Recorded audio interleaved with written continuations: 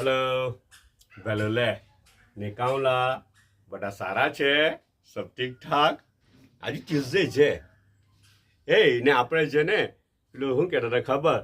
બધું જો બેઝિકલી છે ને કુદરતે જે બનાવેલું છે ને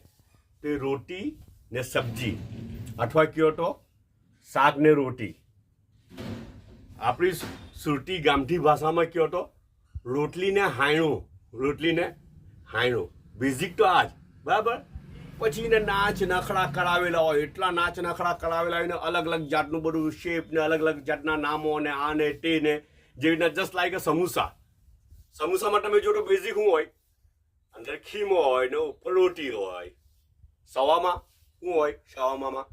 બસ તે જ અંદર બધું ભરેલું હોય શાક ભરેલું હોય અંદર ને ઉપર રોટલી વિચારેલી હોય ફ્રેન્કીમાં શું હોય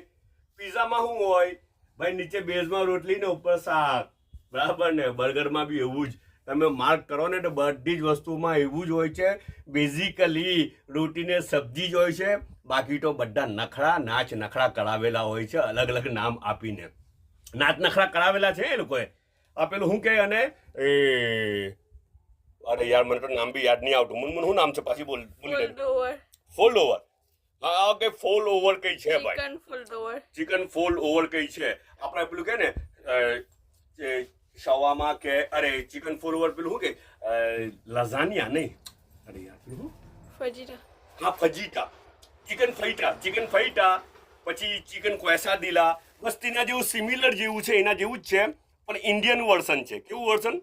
એનું ઇન્ડિયન વર્ઝન છે થોડો ઇન્ડિયન ટેસ્ટ અંદર આવે થોડું દહીં ને બધું અંદર મારેલું આવે ચિકન હોય દહીં હોય કેબેજ હોય એ બધું હોય તો આ ટેકે નાસ્તો બનાવેલો છે અમારા બધા આવેલા છે ને મેડમના બેન લોકો બધા જન્નતનગરના બધા આખું ઘર ભરેલું છે ઉપર ચિક્કાર ભરેલું છે બધું હે ને હા તો મારા સુરતવાળા સારી છે ને ભાગ્યા ફેમિલી અચ્છા તેને બનાવે છે બધું બહુ અલગ અલગ જાતનું બનાવે એટલે કે નામ બી નહીં આવડતું મને તો ને એવું બધું બનાવે મને ખવડાવે એવું બધું બનાવીને બરાબર અચ્છા ને આ તો બીજું છે ને